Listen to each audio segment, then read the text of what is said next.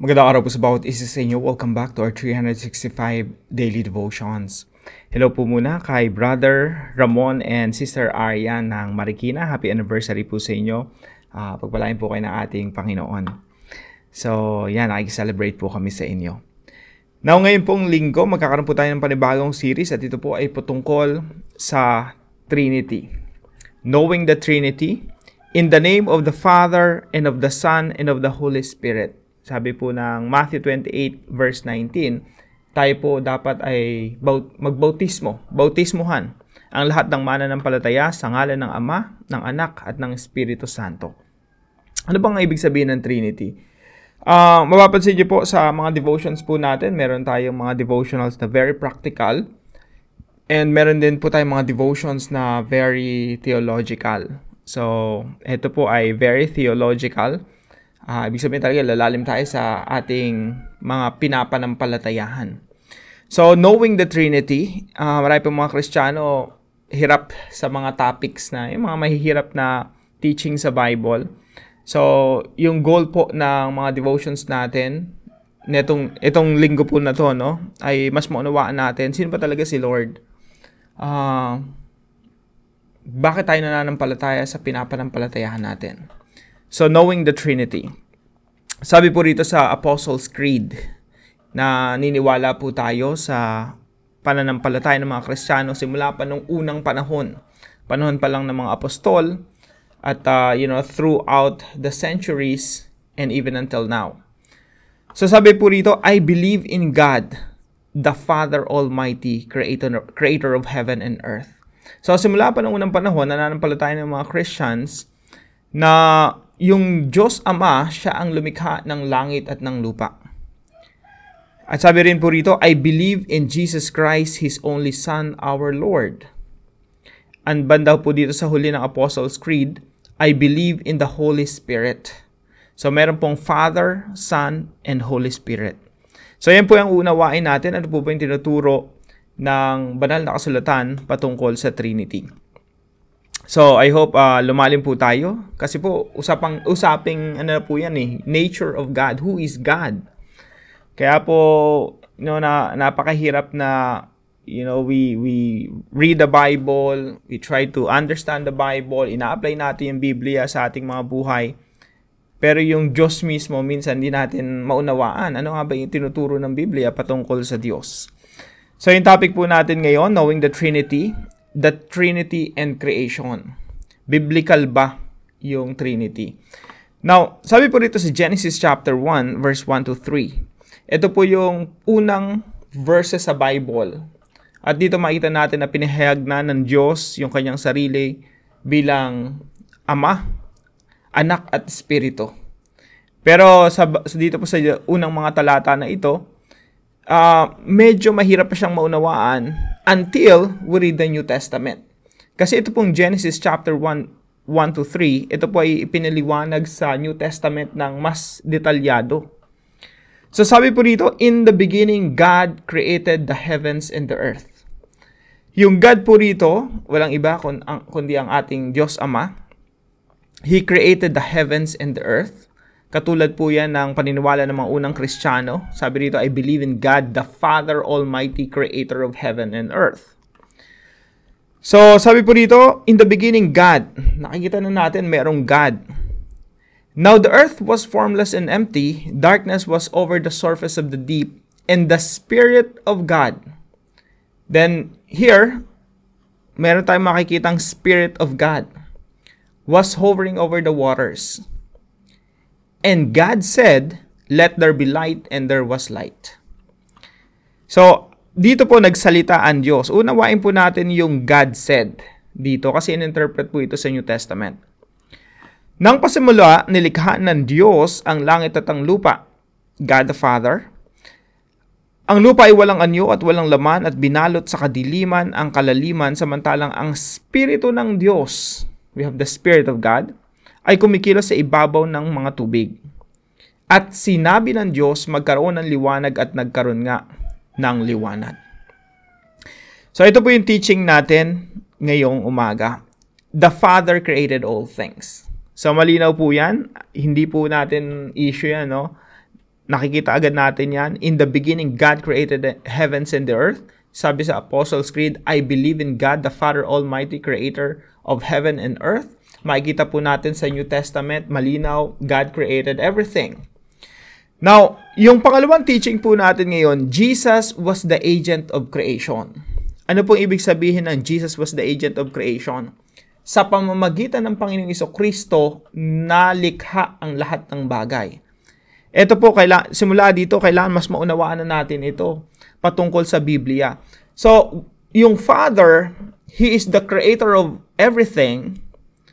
Pero si Jesus Christ, siya yung agent. Ibig sabihin, God created all things through Jesus Christ. Sa pamamagitan ng Panginoong Jesucristo, nilikha ng Diyos Ama lahat ng bagay. Yan po yung ibig sabihin ng agent. Walang malilikha dito sa creation, walang malilikha kung hindi sa pamamagitan ng Panginoong Jesucristo. So, the Father created all things through Jesus Christ. Kaya po makikita natin dito sa verse 3, sabi dito, and God said, let there be light, and there was light. Sa pamamagitan ng salita, God spoke and God said. Sa pamamagitan ng kanyang salita, nalikha lahat ng bagay. And God said, paulit-ulit pong sinasabi sa Genesis chapter 1, and God said, at sinabi ng Diyos, magkaroon ng liwanag at nagkaroon ka ng liwanag, tuloy-tuloy na yan. When God created something, magsasalita siya. So sa pamamagitan ng salita, nalilikha lahat ng bagay. Now, ang tanong, sino yung salita? Sabi po dito sa John chapter 1, verse 1.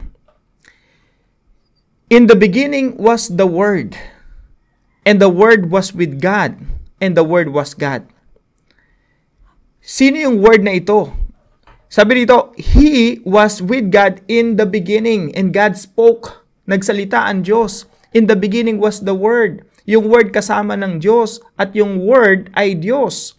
He was with God in the beginning. Through Him, sa pamamagitan niya, all things were made. Without Him, nothing was made that has been made. So, nang pasimula ay naroon na ang salita, at ang salita ay kasama ng Diyos, yung Father and Son, magkasama si Jesus Christ, at ang salita ay Diyos. Si Jesus Christ ay Diyos. Sa pasimula ay kasama na ng Diyos ang salita. Nilikha ang lahat ng bagay sa pamamagitan ng salita, sa pamamagitan niya, at walang anumang nalikha ng hindi sa pamamagitan niya.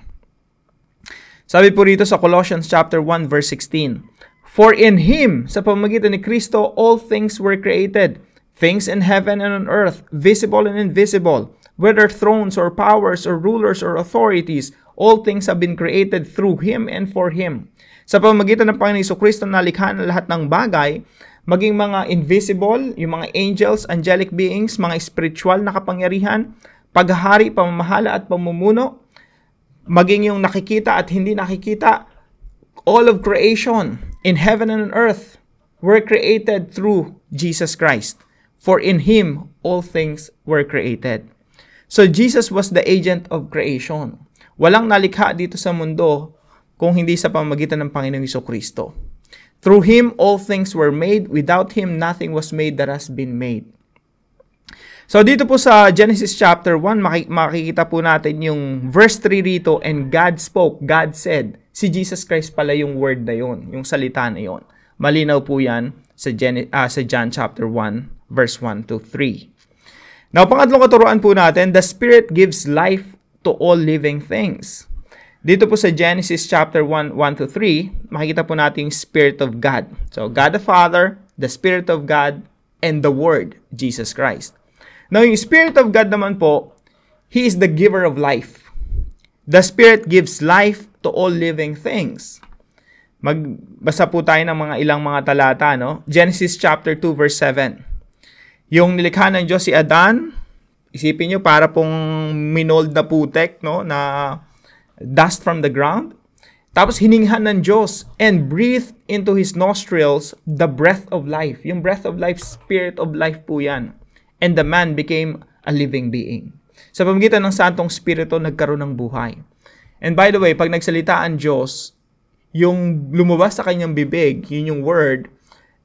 At ano po yun? Sa Bible po, yun po yung ruach, the Spirit of God, the breath of life.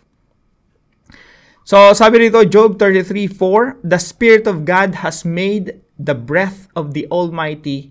The Spirit of God has made me, the breath of the Almighty gives me life. So, the Spirit of God is the giver of life.